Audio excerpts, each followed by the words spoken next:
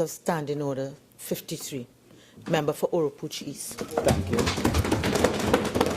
Thank you very much, Madam Speaker. I assure you that's a timely reminder to members opposite. Madam Speaker, it's a pleasure to join this debate at this time on a motion filed by our colleague for Couva South. I think the country and the members of the House owe a debt of gratitude to the member for Couva South for filing a motion of this nature at this time to debate critical issues facing our country at probably the most difficult time in our economic history. The motion revolves around the crisis that we face with rising levels of unemployment, growing poverty, deterioration in living standards, and the imposition of a wage restraint freeze policy. But, Madam Speaker, thank you. Members, I again remind you all of the provisions of Standing Order 53. I would like to hear all the contributions. I wish members would observe the rule of silence, and I'm also going to let members know I intend to strictly enforce the standing orders henceforth. Member for Oropouche East. Thank you very much, ma'am. Madam Speaker, the second limb, as it were, of the motion deals with the wider issue of the impact of current unemployment challenges, but it is connected to the failure of the government to advance a comprehensive and cogent economic plan to take the country out of the mess that they have created. And I think, Madam Speaker, I had the opportunity to review all the contributions of speakers before. And I think what has happened in the debate is that, quite rightly and understandably so, the members of the government have focused by and large on the economic plan, on advancing their economic agenda to counteract the impact of the motion filed by Couva South. Well, they have sought to advance what they believe to be a plan and what they believe to be some of the solutions to meet the crisis. And, Madam Speaker, at the beginning, I would like to take the opportunity to respond to several speakers in this debate who have raised several matters, I believe sometimes critical matters, but who I believe have also misled, but maybe not deliberately so, but misled the Parliament and the population on critical national issues related to the economic circumstances that we find ourselves in, and indeed the unemployment crisis that the member for Couva South alludes to. You see, Madam Speaker, I heard the member before me, and it's also part of our parliamentary etiquette that has been dying over the years, that you generally don't attack and you don't be very, pointed in attacking backbenchers.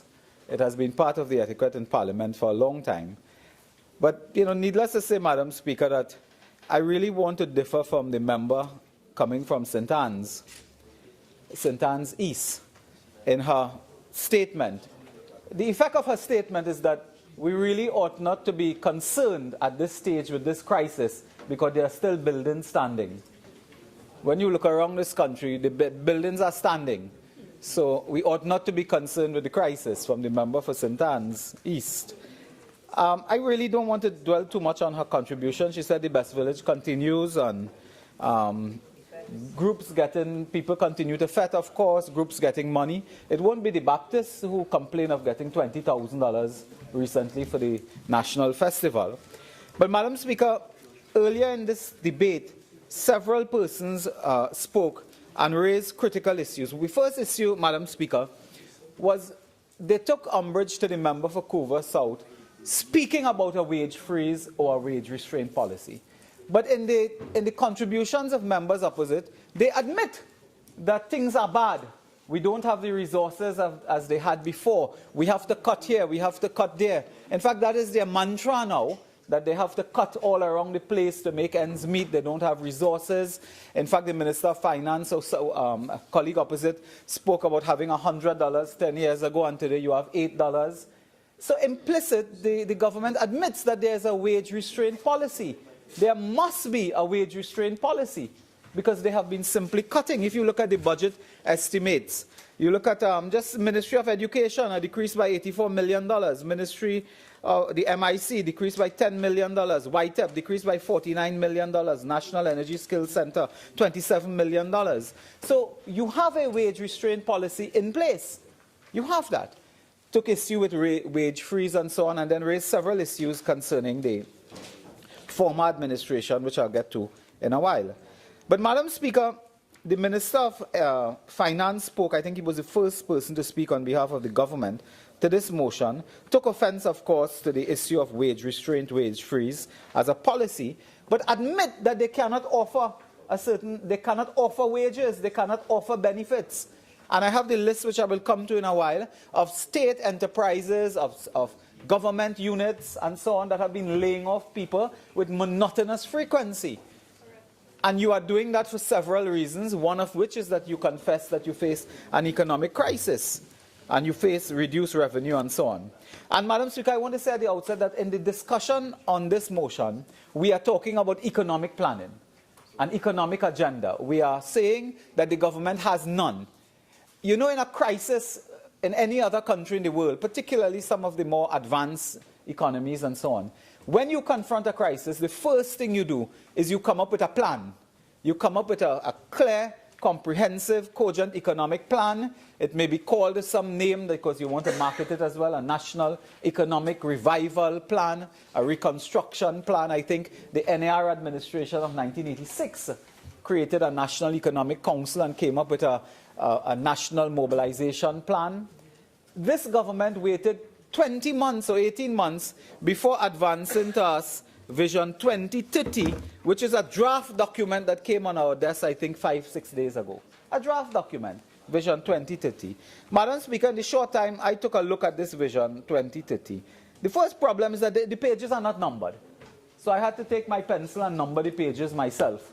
And as you go through it, Madam Speaker, it's certainly not a comprehensive economic plan. It just regurgitates the United Nations and Sustainable Development Goals and all these pie-in-the-sky policy and so on. There is no comprehensive economic plan that the government came to the population and said, this is the plan. The plan has been to cut here, cut there. The plan has been some state enterprise you believe not working efficiently, we close that down. So every week we will get an announcement. 1 week is Caroni Green, the next week is community improvement, the next one is CSISL. Now they're talking about NAMDEVCO. So as the week go by, the number of state enterprises increase. So if you are working, you are an employee of one of these state enterprise sector groups, you don't know whether you're coming, whether you're going. Madam Speaker, you don't know. And Madam Speaker, just to remind you, since coming into office, we have had job layoffs at Tech, Madam Speaker. We have had the Caroni Green. We have had the units in the Office of the Prime Minister.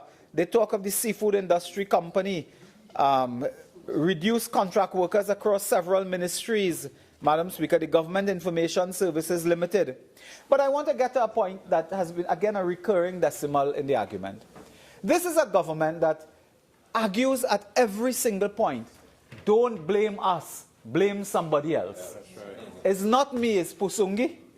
It's not me, it's somebody did it. Crime goes up, well, that's the police, don't blame we. The university we are quarreling for in South Trinidad, that is not government, that is we, don't talk to us. Everything happened. The Minister of Public Utilities went to the other place. He said they have a water shortage in the country, and if that is so, does the UNC do that? Last week, Friday, the minister said there was no water shortage. 2 days later, people burning the road for water. And at every step, blame the last administration. And they will not, after 18 months, accept responsibility. They will not accept responsibility. And part of this, Madam Speaker, relates to the private sector. The most convenient scapegoat is for members to rise and say, ArcelorMittal lay off 700 people. 2,000 indirectly lost their jobs. That is not us, that is the private sector. Yeah. Call the next name of any other company you could find. Central Trinidad, that's the private sector. Royal Bank, private sector. Everybody is to blame except us. But the role of a government is to facilitate employment expansion or retaining employment in the private sector as well. When we were in office, you look at any of the large private sector expansion projects that are taking place today. The warehouse along the highway Freeport there, that was started and facilitated by our administration. You look at private enterprises creating malls and shopping hubs and so on. They were all facilitated and started under the People's Partnership. If I am not mistaken, the only project in the private sector that they turned sod for was for a car park in Port of Spain. I don't know if it has started, it has stopped. I don't know if car parking or not. But not the private car park for the ministry. The member from La Hawkeda Talparo, I think he cut the ribbon to open a car park by his ministry. But it's not that. It is larger projects that the government have not been able to work with the private sector. Because there is a serious problem, a failure to build consensus to meet and treat. And that is a development challenge. So members in this house tell us, that is not us, don't blame us for that, that's the private sector. ArcelorMittal said that they wanted to engage the government and the Ministry of Labour in a discussion before closure. They could not find the Minister of Labour. You all know that? They could not find. They wanted to discuss the matter. Had we been in office, we have said before, that project in Labre, the platform project, that would not have been transferred. We would have met and treated with the various stakeholders. We did it before. But the government has a hands-off approach and says, look, that's the private sector, that's not us. Yeah, they're doing that. So, Madam Speaker, the government ought to stop this passing of the buck, passing the blame. It is the government that facilitates, inspires, and assists the private sector to generate income, growth, prosperity. That's the role of a government. Huh? You are in government, under your departments, you have employment and so on. You are laying off people. And when it comes to job creation, I read the contribution, I think, from Lopino Bonner West. Very interesting. The member for Lopino Bonner West in this house, in this debate, spoke about job expansion. And you know what area was raised, incidentally? Creating 238 jobs with the property tax. I asked the government today, have you created one new job so far to administer the property tax in Trinidad and Tobago? And what new jobs have you created since coming into office? The only job they create was a lobbyist. I think a few weeks into coming into office, they hire a lobbyist for $18 million TT dollars. That's the only job created. I think 3 of them opposite lost their job. But they have not been able to attract investors, to attract businesses, manufacturing, etc. You look along the highway, all the private sector, the C3 Mall, the South Park Mall, all of these started when we were in office and facilitated. When we left the government, they took the government. They had investors working on projects in Chagaramas.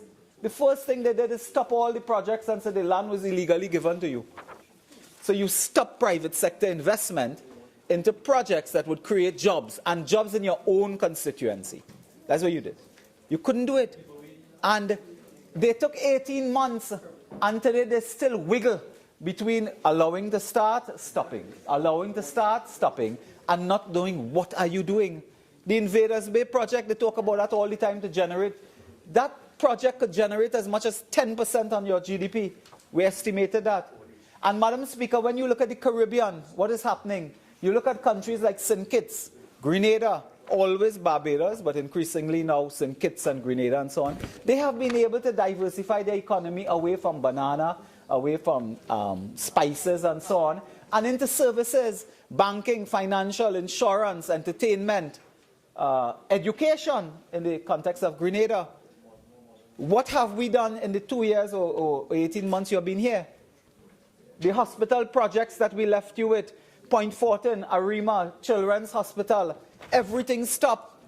Millions of dollars in health equipment wasted in Cuba. That was part of a job creation strategy to develop health tourism, develop education tourism.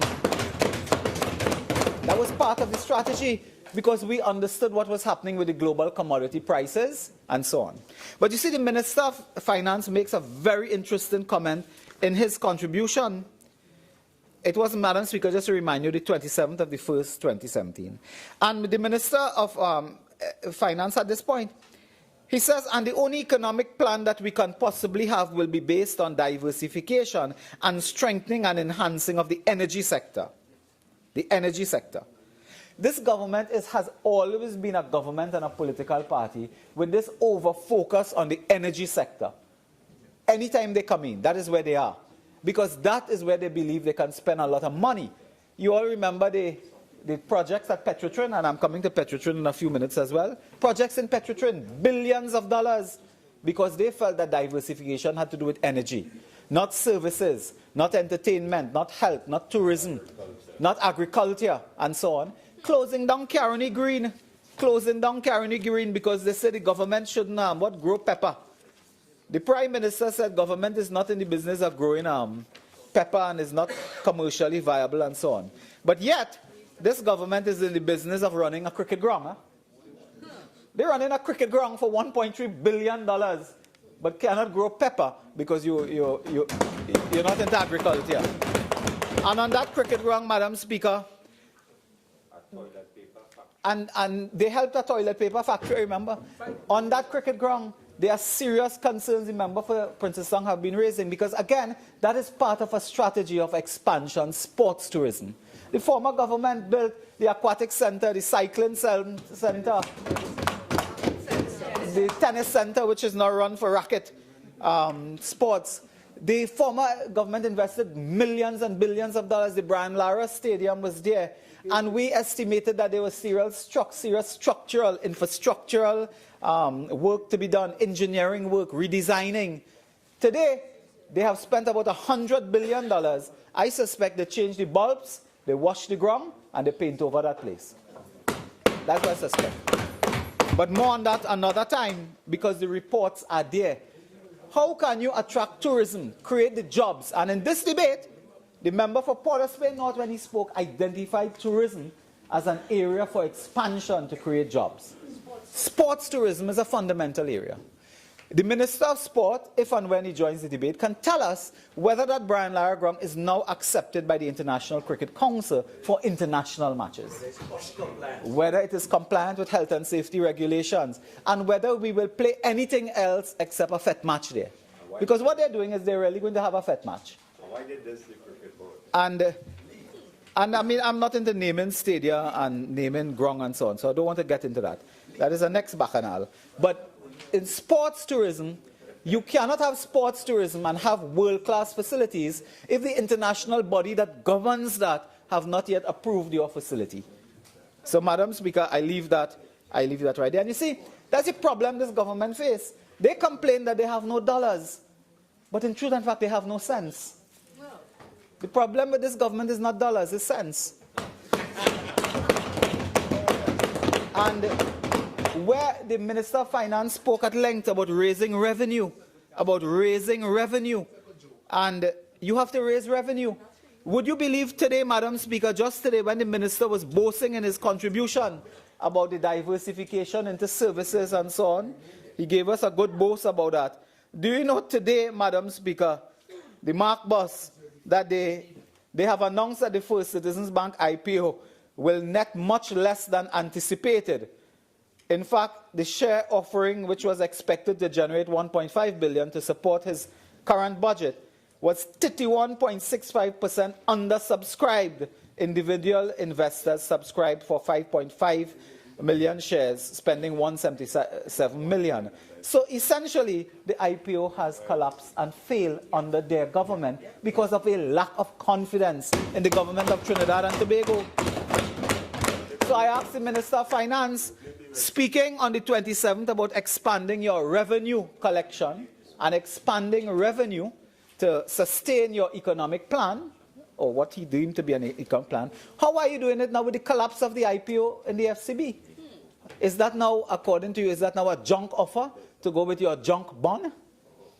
Because essentially he will be accused of running a junk economy eventually that will have nothing to offer when they are through with this country.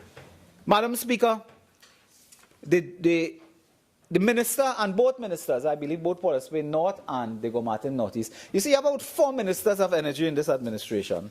Anybody who's anybody stand up and talk about energy here. And the one Minister of Energy, Madam Speaker, he was out of the loophole for some time. We are happy to see him back and hope he gets energy himself. Madam Speaker, they went to town attacking the NGC under our term of office, Madam Speaker, attacking the NGC. We squandered NGC money, $14 billion gone, and the last government is 16?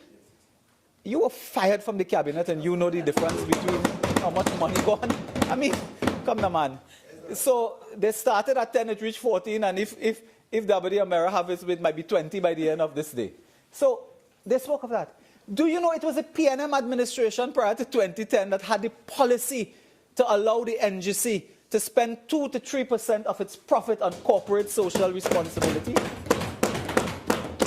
And Madam Speaker, that was a policy of the People's National Movement. When we were in opposition prior to 2010, NGC built pavilions and all type of thing in our own constituency. And what the policy was that as the profits increase, 2 to 3% of your profits will be more money. So of course you spend more money if you have more money. Today they want to attack the former administration as they did in their speeches about squandering the NGC money. You know, Madam Speaker, there was a debate in 2014 on WASA NGC contract. At that time was the Beetham wastewater thing. And the member for Diego Martin Northeast, in those days, he spoke on every single thing conceivable. And he had this to say on Friday, April 25th, 2014. He said, Mr. Speaker, then it was Mr. Speaker. So the NGC is sitting on 12 billion and 14 billion, that is taxpayers' money. Those are dividends that should have been sent back to the corporation soul. You know what he's saying? That the money from NGC should be given back to the corporation sold as dividends. When we took it to use it for the benefit of Trinidad and Tobago, they quarreled. But what is that? You knew that when NGC makes money, it is for the benefit of the country. It is not money to stash away somewhere. They will have money for investment, reinvestment, plant, and so on. But it is for the benefit of the country. The member of Diego Martin Northeast, before becoming finance minister, scolded us. He said, why are you leaving NGC with that money that belongs to the government? It belongs to the people. The member for Diego Martin Northeast. When we took it to spend for the people, they vexed.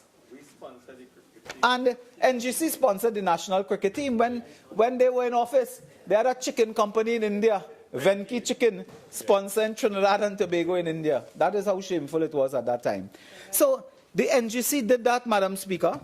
And corporate social responsibility is well established as a policy at the NGC. The Beetham wastewater project, they raised that again here. Do you know that project is a PNM project of 2005? A PNM government conceived the Beetham wastewater plant. When we came with it and made it happen, they said, what NGC had to do with water? NGC runs the most sophisticated network of pipelines and transmission of liquids in this country. They got involved in an arrangement there that had a return of 9 to 12%. That project is 75% completed, now stopped and in arbitration. That is a serious scandal that this country will face on their failure, their legal and policy failure to continue some of these projects that would have brought benefits to this country. Madam Speaker, they raised other issues, and you know they have a chairman down there who is at large, a chairman making political comments about former board and former directors and so on. That fellow will be well advised to stay out of politics and involve himself in something else. I don't want to deal with that now. Madam Speaker, Crooks is his name? Brooks, yes. Madam Speaker. Please. No, I just got the name right. And please keep within the confines of the motion. Madam Speaker, so I'm looking at the contributions that the others have made on this matter, and the others have raised the issues of attracting foreign investment, manufacturing, and so on.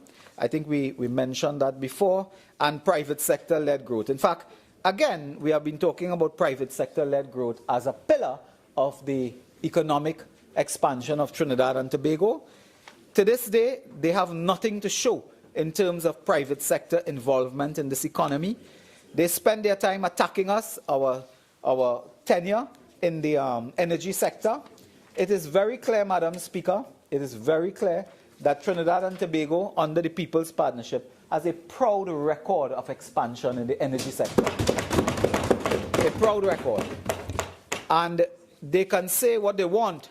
And the minister from Port of Spain North, Madam Speaker, every time you miss him, you blink, he's on a plane taking off here, taking off there, and come back to tell us they have a MOU. You know, every time they go to Venezuela, Venezuela become more unstable. Madam Speaker, the former administration, we must say, Madam Speaker, that the former administration is an administration that also presided over the massive investment of $9 billion United States dollars in the energy sector from 2010 to 2015. $9 billion United States dollars. BP's investment didn't come overnight. It came from years of planning. And those years of planning involved the period 2010 to 2015. They will now reap some of the benefits, not they, but the economy will reap the benefits of the work of the People's Partnership Administration vis-à-vis our work in the energy sector, Madam Speaker. Madam Speaker, the member for Lopino Bonaire West also spoke about job creation in another area, the municipal police. I'm wondering, and I'm asking the Minister of National Security to tell us whether they have created one new job in the municipal police, how much they have created. They promised, I think, 1,400. How much jobs they have created in that area, how much new jobs they have created in any area of his ministry. But in the municipal police, they have been promising that. They have been promising that with monotonous frequency, Madam Speaker, and the municipal police establishment through the regional corporations.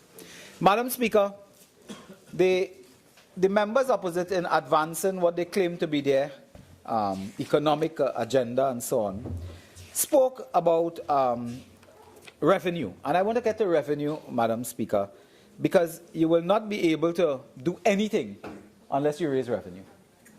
And Madam Speaker, the jobs is one thing, but you have to raise revenue to maintain, the economy, maintain goods and services and so on. And the member for St. Anne's East told us they haven't closed any social program and so on. To my knowledge, there are thousands of persons who are now off the roll of the food card program.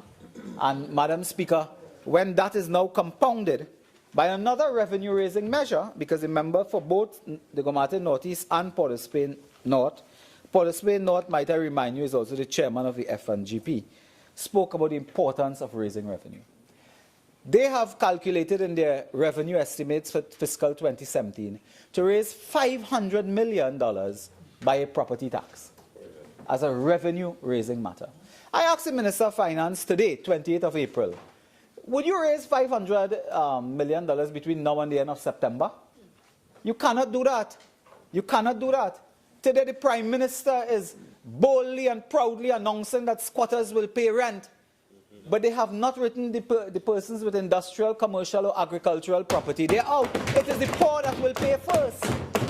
So how much revenue, I want to get back to the issue of revenue. How much revenue does the Minister of Finance expect to get from squatters, the unemployed, the retrenched workers, persons who are in occupation but don't own property, the retirees? How much revenue will you realistically gain in 4 months when you have said so yourself that you are not yet ready for industrial, commercial and agricultural property owners? My information, Madam Speaker, is that when this was conceptualized prior to 2010, it was really to go after the big industrial owners so you can raise the revenue in the property tax arrangement, not to go after the poor. Madam Speaker, we have meetings every night now. Hundreds and hundreds of people turn out to these meetings in the areas. And there are people coming there who are crying. They are crying blood. Because they do not know. They do not know. They are concerned. They are concerned about people coming to the house to to assess and so on. Assess. That is why I have to get a poverty. And Madam Speaker, they are concerned about this, what we call a poverty tax now, because it will hit the poor. And it will not raise the revenue. So what other area of revenue are you going to raise? What other areas are you looking for? And you have raised taxes. You have raised the price of gas, I think, 3 times. Yeah. The minister has not told us yet. How much money did you get from raising the price of gasoline? You have not said how much money you have gained so far from raising the from expanding the VAT net, the green fund, the business levy, online taxes. You have expanded the net for VAT. How much money have you created? They will not tell us this. They will not tell us because I suspect they have been incompetent at doing that as well. And you know, incompetence is the other side of the coin of corruption. Corruption and incompetence go together because you make a system incompetent so you could siphon out. And you know, that is a favorite topic of members opposite. I don't want to waste time, Madam Speaker, that I don't have much of. But for Oropouche, your 50 minutes have expired. You're entitled to 15 more minutes. If Yes, you intend to take, you may proceed.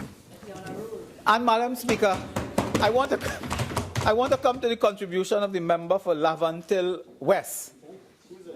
Madam Speaker, a year and a half ago, I gave him some advice which I will not repeat. But that advice is very applicable today.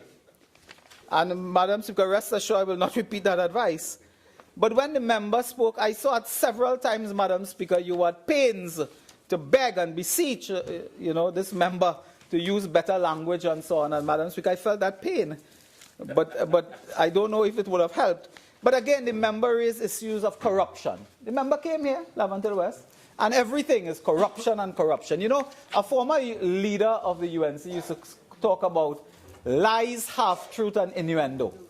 And they would, every time they would talk about corruption, lies, half-truth, and innuendo. Their strategy now, after 18 months, they have spent $20 million on audits. That's $1 million a month on audit. To Ernst and Young. And we know who is the Ernst, we are asking who is the Young. Who is the Young? We know the Ernst, we want to know who is the Young. They got $1 million per month. If it was a member of this government when we were in office, who had a relative working in an accounting auditing company, and they were getting $1 million a month from the government, what would they have done? They would have dragged a mannequin up and down the place. Yeah. Today, they spend $1 million a month. They have found nothing. But you know what is their campaign, member for Princestown? Their campaign is a pusur campaign. P-U-R-S-U-R. It means whispering, whispering, whispering. But it's not just whispering, it's malicious whispering. They are malicious in whispering. So they get up and they talk and they want to know this house and this land and this who own this and who have house in Miami. Shamefully calling members' name who have property abroad and so on. And shamefully. And they will not call their own. When they have both, they will not call it. But to this day, there are members opposite who cannot fill out their integrity forms and send it to the Integrity Commission. They cannot. And they talk about corruption. With respect to the substance of the motion, please come back Sure. to it. So, Madam Speaker, I know you don't want me to go on with their contributions, because their contributions spend some substantive time on corruption issues and so on, but I don't want to get to that, Madam Speaker. Suffice it to say that this government is in office for 18 months. If you have any evidence of wrongdoing, of corruption, take it to the police, the DPP, the Integrity Commission, the International Criminal Court. Take it anywhere. But you have to cut it out now of just raising these issues, whispering, whispering, and doing nothing. And doing nothing because you can find nothing after spending $20 million, $1 million a month. Madam Speaker, the way forward now. The way forward. The economy, you got downgrade, junk bonds you offer. You don't know where are you going to create jobs of the future. Clearly, it is by liberating the private sector. Right. Clearly, it is by looking at services, entertainment, food, beverage, and so on. Port of Spain, the northwest of this island, has the potential to become almost a Disney World, a Florida, Cedras, Tobago, everywhere. Mayaro. Well, with the bushfires up there, I don't know. The last government built a fire station, millions of dollars, and left it there. 18 months, you cannot get a tender in the fire station. 100 bushfire in Mayaro. Madam Speaker, these are the sectors where the new jobs will come. The jobs of the future will come in services. The energy sector, while it will attract investment and it will always generate revenue, the energy sector do not generate the jobs. At the height of the energy sector in this country, it employed 4% of the employed population.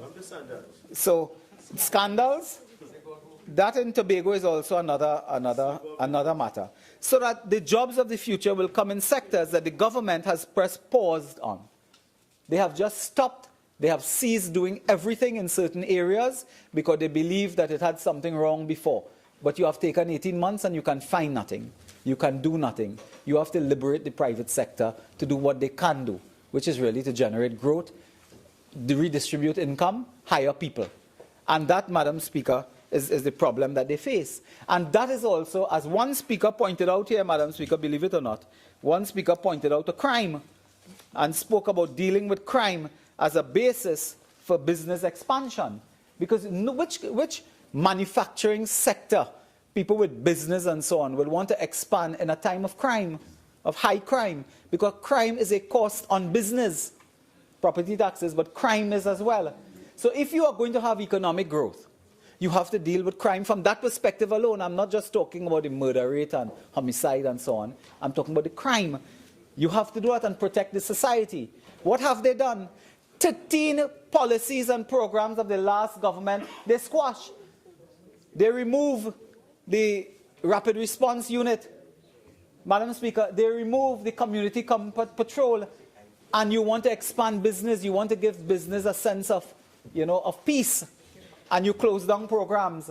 Madam Speaker, there's a breaking news item now where Turkey is on the verge of deporting citizens or persons claiming to be citizens of this country who have been named as terrorist persons and persons with terrorist training. I ask the government whether they are prepared today to have the logistics, the infrastructure, the personnel in place to protect this society from deportees from Turkey who are on their way back here. And they pose a serious threat to the national community, to the business community, and the government of Trinidad and Tobago. But you cannot protect us from a mosquito, you'll protect us from terrorists. They're talking about that. And Madam Speaker, they have to indicate to us whether they have a plan in place to deal with this serious crisis. It will affect the business community. Madam Speaker, there are businessmen saying now, and businesswomen, that they are going back to the days where they are happy. When they're on a plane leaving to go, they feel safe. When they land back in Piaco, that's when they feel unsafe. And technology is allowing businesses now to actually, their owners and principals, to live in Florida and set up CCTV camera networks and manage their business in Trinidad. Now, while the technology allows it, is that the best? Is that in the interest of the country? It cannot be. That citizens of this country who must contribute to the country want to live abroad and run their business in Trinidad and Tobago and put people to manage here. That cannot be where we want to go. So, Madam Speaker, these are some of the issues that this government has faced in 18 months and have done precious little. So when the member for Couva South, in his wisdom, raised this issue of levels of unemployment, they talk about CSO, and the last speaker from St. Anne's talking about well, in Saudi Arabia have unemployment and all these places have unemployment and so on. Now, what you have is not just the CSO data. Contractors are telling you they are letting go workers. When you pass by a construction outfit and you see trucks and backhoes and excavators park up, those are people who are not here anymore. Those are people who are not here anymore. Those are people who are not here anymore. They are not working in the sector. And therefore, Madam Speaker, this is also contributing to the crisis that we face. You see, it's not just a crisis of one sector alone. It is indirect employment that you get from a sector. And while they're doing this and they're firing people in the Green Fund and the Green Carony, Green and so on, Madam Speaker, information has come to my attention that when they talk about all the corruption and so on, in Petrotrin, which is the flagship of the energy sector expansion that they have, they are hiring consultants there to the tune of $70,000 and $90,000 a month. Former employees have gone back to Petrotrin. And employees have gone back to Petrotrin who have retired at $90,000 a month, $70,000 a month. You know what? To reorganize their clubhouse. To reorganize the clubhouse. One went back to that. The next one went back to the internal audit department. One went back to human resource. So you are firing people. Is that a golf clubhouse? Do you not see, Pep? 30 playing golf. Shouting. You know better than that. Please. And Madam Speaker, I ask an innocent question now. These contract officers that we are returning to the state sector, are they also related to government ministers? I point no fingers, I ask. I call no name. But it smells, you know, of nepotism when relatives of ministers are employed in this way. You know, the Attorney General, when this Galicia matter broke, he said that smell of corruption. Then somebody reminded me he was the lawyer. He said, okay, everything good with that. In Petrotrin, you cannot bring back retirees, Madam Speaker, and pay them $90,000, $70,000 a month to do what ordinary employees could do, and then you are laying off at Petrotrin. Do you know in CPEP a few weeks ago, well, that's a basket case there. That's CPEP now. They fired 30 people on Monday and rehired them on Friday because they realized that they cannot do without the people and the work that they would do and so on. This is a lack of cohesive policy making. It is a lack of focus. It is a lack of proper management. They have had 3 chairmen of CPEP in 1 year. 3 chairmen, about 3 general managers. You know, the current chairman is anyway. Madam Speaker, I can't say that here. Madam Speaker, at Petrotrin, I call upon the government to investigate the hiring practices at Petrotrin, particularly with consultancies and advisors, and tell the population whether or not they are involved in nepotism and corruption by hiring practices at the state-run Petrotrin. Madam Speaker, if that wasn't bad enough, they attacked the last government on NGC, spending money. At Petrotrin as well, they are spending almost $500,000 a month on programs, funding all type of programs and so on, and then accuse us of using NGC to fund social development programs. It's something that I think the government ought to look at. So, Madam Speaker, I know I have how much, about 2 minutes or 3 minutes left. So I wanted, in closing, Madam Speaker, I wanted to reflect on the motion specifically to indicate that no speaker could stand in this parliament today and say that there are no wage restraint policy by the government. You can't do it. You claim you don't have money, so you can't say you have no wage restraint policy. No one can stand in this parliament and say we don't have rising levels of unemployment. Madam Speaker, there was a gentleman in the newspaper, Mr. Nanan. I have the newspaper clip here. Fellow was retrenched from Caroni Green. He was crying. He was retrenched from Caroni Limited. He was retrenched from the metal steel factory. He was retrenched by Caroni Green at every material time under the People's National Movement. They should fear him, really. Your heart go out to a man crying that he has been retrenched 3 times by the same PNM. And, Madam Speaker, the motion, so no one could stand in this parliament and say we don't have rising levels of unemployment. You can't say it. CSO figure will tell you 3.5, 3.8. And the Minister of Labour, we don't know. We don't know. And there's another issue concerning that Minister of Labour that we will raise on another time. Growing poverty, you cannot stand here and say that you don't have people in the communities now. They are without jobs. They are without basic medical care. Just yesterday we were learning in the pharmacies in South, they do not have enough of the essential CDAP medication for persons. They have to buy that. That is a fact. You go to the hospital, a machine is not working, you have to go privately. So you have this problem with poverty healthcare. You have deteriorating living standards as we continue, Madam Speaker. And the government has not advanced a single comprehensive economic plan and project to save Trinidad and Tobago after 18 months. They have spent money on lobbyists, they have spent money on the Lara Stadium, 80 million. They have spent money. I think they are building a house for the Prime Minister in Tobago. They buy paintings for $3 million. They went soca on the seas for $3 million. They have had money. They have had money. Today, Madam Speaker, they are spending more money every week on these 2 provider and transporter than we did on the Galicia. They spend $192,000 more per week than the former administration on a boat that takes about 300 trucks less per week. And 1 truck takes 15 hours. Madam Speaker, do you know if you leave from Port of Spain to London, you will be in London before a truck leaving Port of Spain to Scarborough? You'll be in London before the truck reaches Port of Spain to Scarborough and come back. That is the incompetence that we have found. And now they promised the procurement legislation by March 31st. No procurement legislation. Now they're going to procure a boat. Is that another MV Sue in the making? Every time they're in office, they come with a boat purchase. Is that the MV Sue? Because the Tobago people have said it is a disgrace. And Madam Speaker, this speaks to business. And a pillar of this motion is the economic plan and business expansion. So if the people in Tobago cannot get their trucks with their goods on time, in a timely manner, if they pay more, if they see washing and destroy the truck and so on, it is high. Already in Tobago, they are saying the cost of prices of grocery items went up. Yeah. So Madam Speaker, with those very few words, I leave it there. Member for the Gomati Central. Thank you, Madam Speaker. Madam Speaker, thank you for